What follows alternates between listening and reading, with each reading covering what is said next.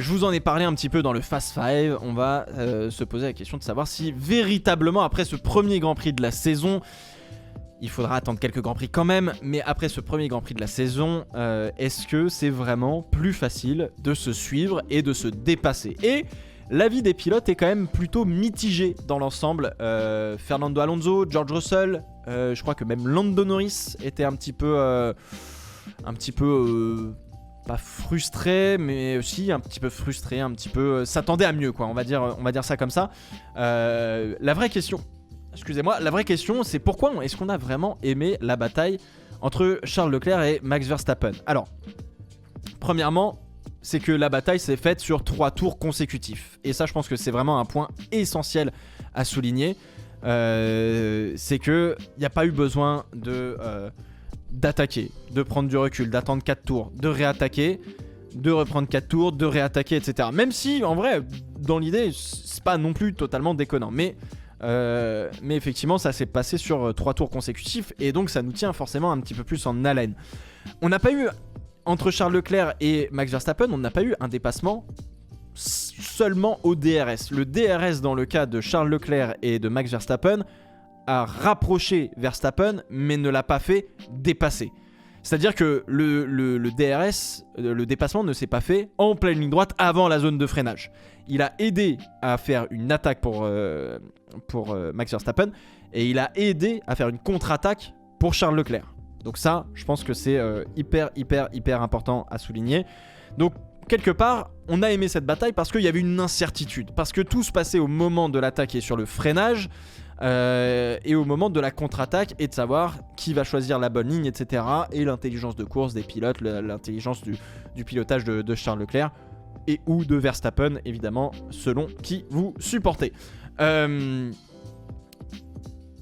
Est-ce que, quelque part, cette bataille Charles Leclerc-Max Verstappen n'est pas non plus due au circuit? Parce que Bahreïn, c'est pas non plus le circuit où on ne se dépasse jamais, clairement. L'année dernière, je crois que cette année, on a fait à peu près 1 ou 2 dépassements de plus par rapport au Grand Prix de l'année dernière. Ce qui n'est pas incroyable non plus. Donc ça veut dire que, d'un point de vue quantité, on n'a pas non plus énormément augmenté les dépassements. Mais ça, on va y revenir.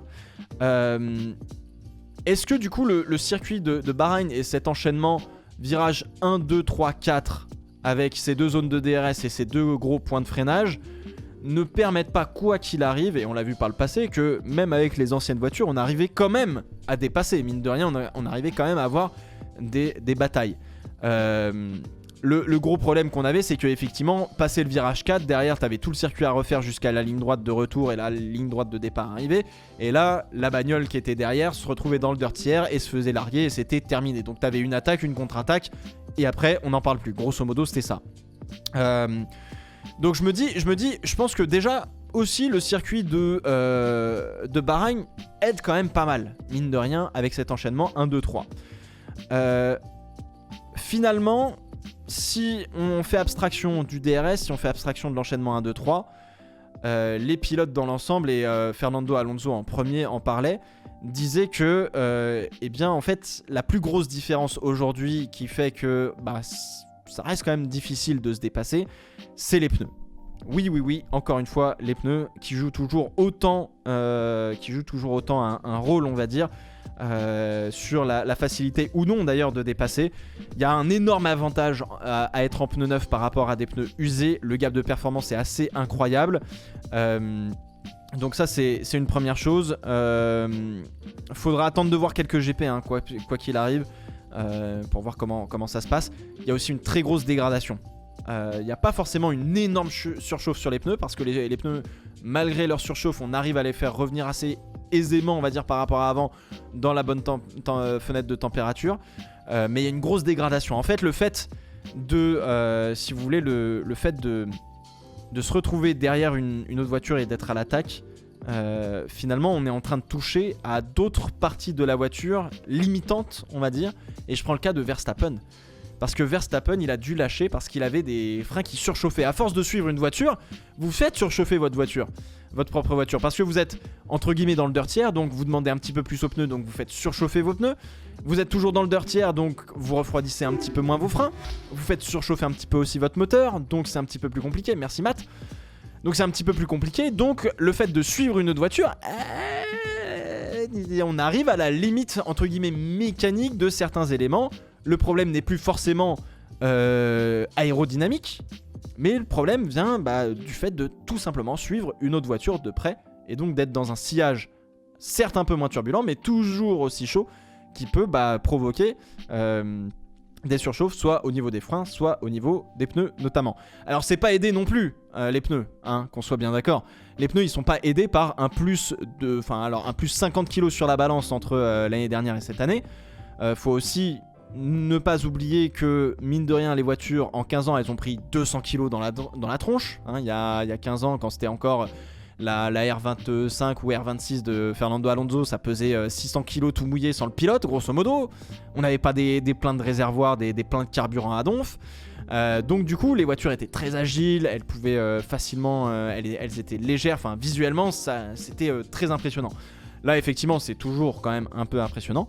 Mais effectivement, on a pris 200 kg. Alors, pour des bonnes raisons, hein, évidemment, on va parler notamment de la prise de poids parce qu'il y a un renfort structurel de la voiture en cas de crash. Je parle du nez avant, de la crash box arrière, je parle des barres de protection d'impact latéral.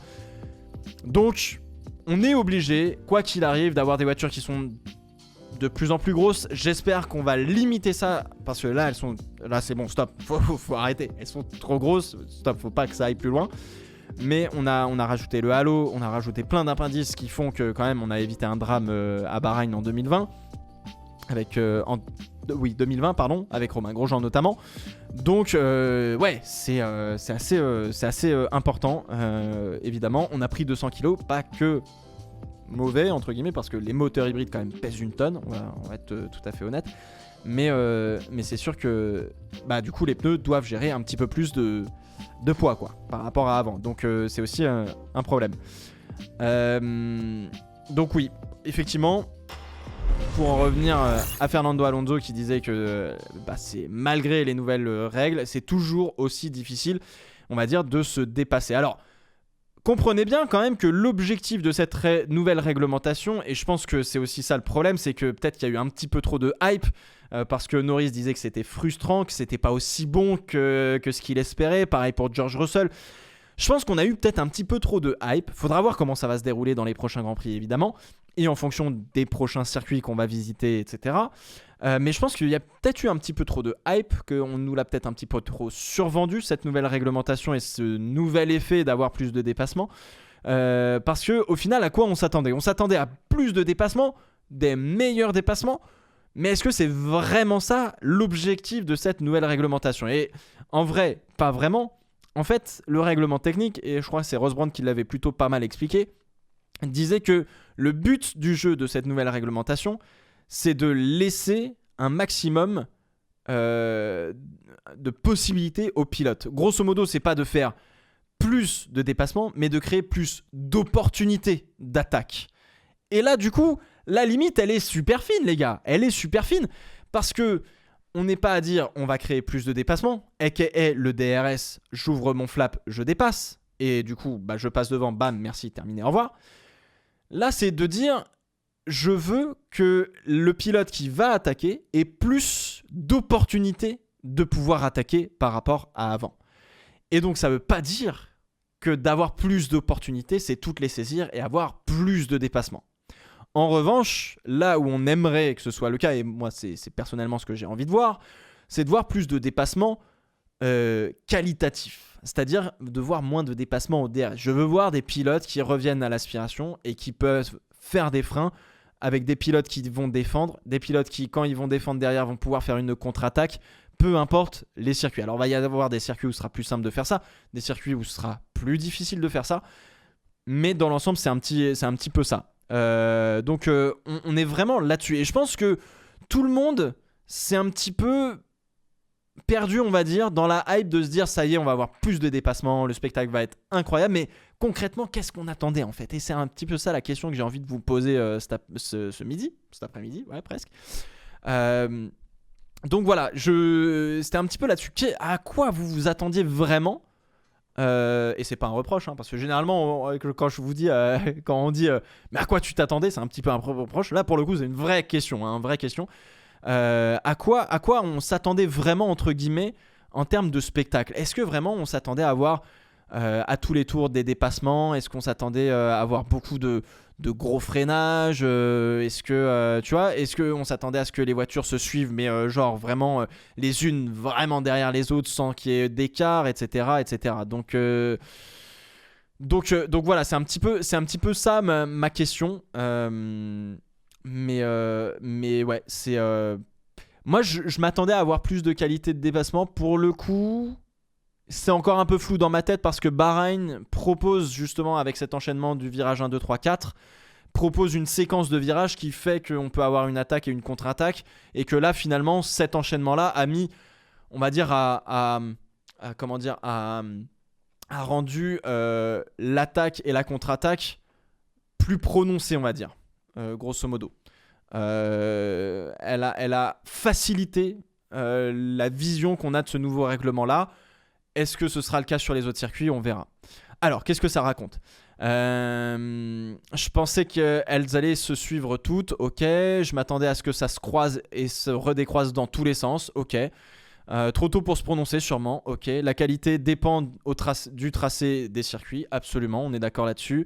De plus belles batailles, mais je suis pas déçu de ce qu'on a, sauf l'effet de lourdeur des F1, ok. C'est le premier GP, les pilotes ont fait attention, ok.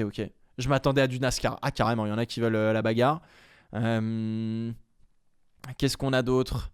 Est-ce que le DRS joue un rôle important cette année? Le DRS a l'air de jouer un rôle moins important, plus de rapprochement que de dépassement en tant que tel, je pense, on va dire. Après, il faut attendre aussi que les pertes des voitures convergent, ça parlera un peu plus. C'est vrai que les dépassements, quand on voit les écarts entre les voitures, les écarts sont moins importants qu'avant, mais les voitures ne sont pas non plus les unes à côté des autres tout le temps, quoi. Donc voilà. Je m'attendais à ce que les voitures soient plus agiles. Ok. Je pense que les équipes elles-mêmes étaient frileuses vis-à-vis du Dirty Air. Ok. Peut-être que dans les GP suivants, pardon, on pourra avoir plus de risques pris par les pilotes pour se suivre. Ok, absolument. Alors les pilotes d'ailleurs disent, on perd juste, c'est mieux, mais on perd toujours autant d'appui. Donc du coup, on glisse beaucoup et c'est toujours un peu compliqué quoi qu'il arrive. Mais ça, c'est normal. On n'allait pas dire ça y est, il n'y a plus de Dirty Air, donc tu as autant d'appui quand tu suis une voiture. Non, c'est évidemment non. Donc je m'attendais à un rééquilibre des équipes surtout. Hello As. Peu importe le spectacle, Ferrari a fait un doublé. Ah d'accord, on est toujours là-dessus, très bien. J'ai l'impression que les pilotes sont un peu frustrés finalement. Bah c'est ce qu'ils disent, hein, c'est ce qu'ils disent.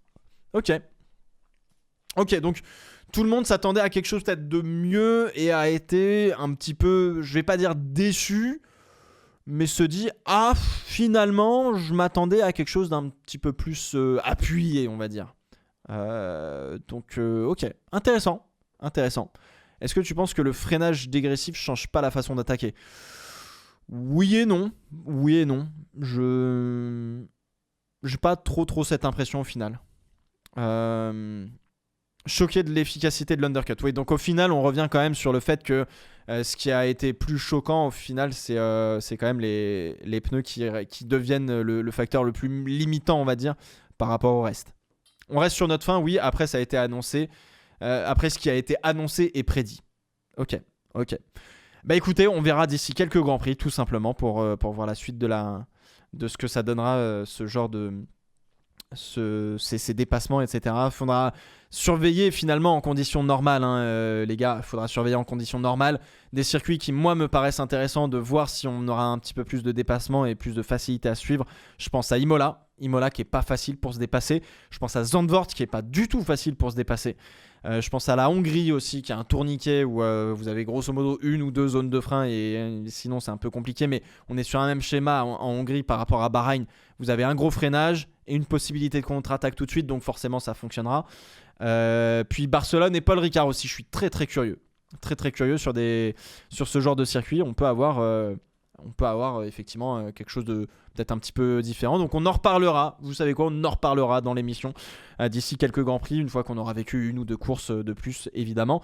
Et puis alors, Je reviens sur Monaco parce qu'on en parlait tout à l'heure, mais Monaco reste une exception. J'espère qu'on aura 1 ou 2 dépassements par rapport à l'année dernière où c'était absolument zéro pour le coup. Absolument zéro de chez zéro.